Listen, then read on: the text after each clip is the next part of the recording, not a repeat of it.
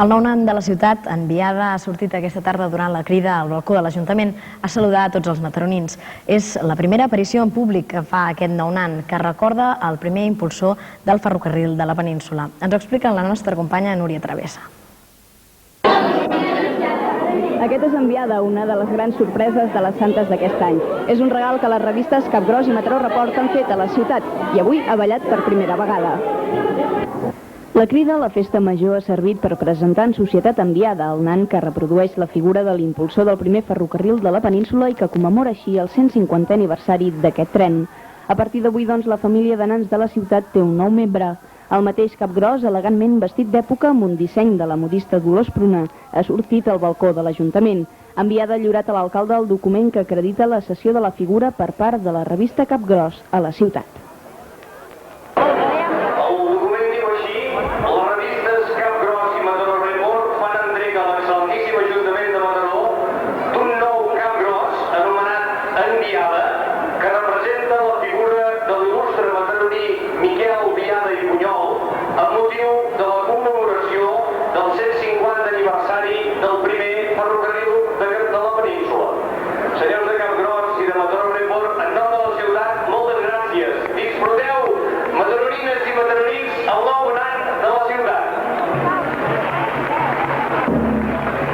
Amb aquests forts aplaudiments, els mataronins han donat la benvinguda al nou Capgròs, que tot seguit s'ha fet la tradicional fotografia de família amb la resta de nans.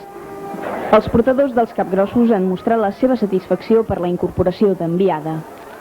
És guai. Guai, saps qui és i la història que té? Home, sé que és en Miquel Biada i que és el que va fer el primer tren de Barcelona a Mataró, que era el primer de la península. Molt bé. T'agrada aquest tren que porta el cap? Sí. Sí.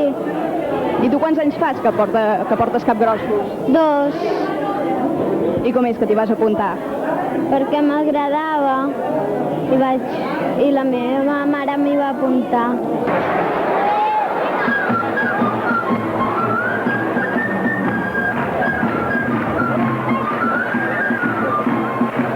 En Biada ha ballat avui per primera vegada. Ho ha fet acompanyat dels altres nouvinguts, en Jonàs i en Mataties, els dos nans que la Sala Cabanyes va donar a Mataró en motiu del 75è aniversari de l'entitat.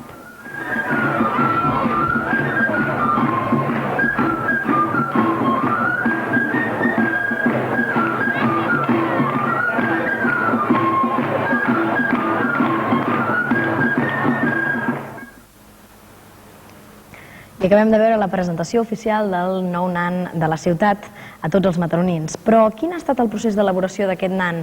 Qui és el pare de la criatura? Això ens ho explica el següent reportatge.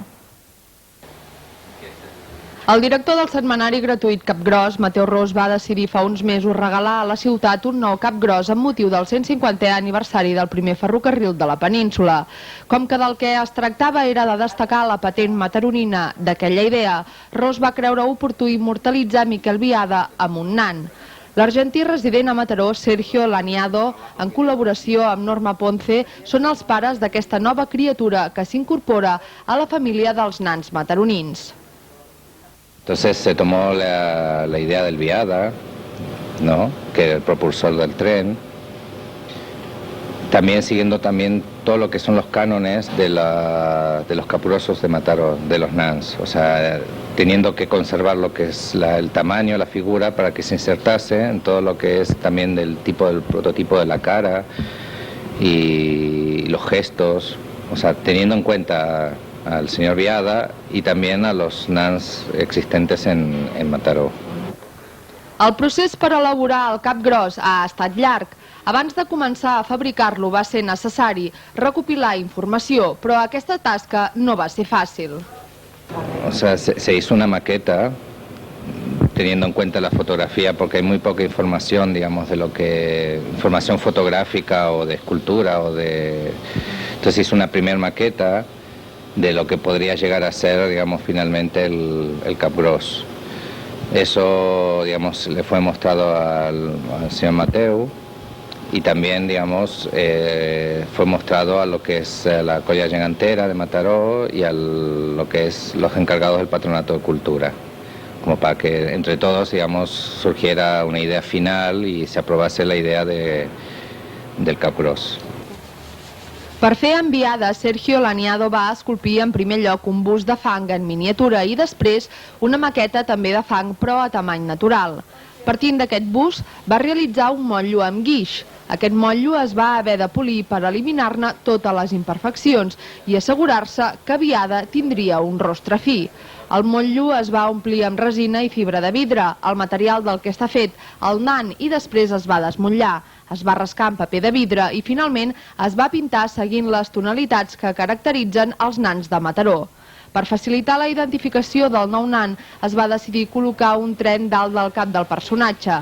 Aquest va ser l'aspecte més discutit per part dels qui assessoraven a l'artista, però finalment es va arribar a un acord. Sí, es un poco fue lo discutido y entre todos llegamos a la idea porque claro, el señor Biada no es muy conocido como figura, sí como nombre pero no como figura. Entonces, al ser un nan, el problema era cómo identificarlo para que la ciudad lo viese. Entonces se decidió finalmente poner el tren, como que es el tren, digamos, la idea de él, que surge de la cabeza de él, ¿no? Para, bueno, toda la idea del tren, ¿no? Pero así estaba colocado distinto, ¿no? El tren. Sí, lo que pasa que, bueno, o sea, había que ver, digamos, si dejar la locomotora sola o poner todo el tren. Lo que pasa que, por ejemplo, lo que son los vagones de colores es muy identificativo del tren de Mataró. Verd, vermell i groc són els colors que identifiquen el tren de Mataró.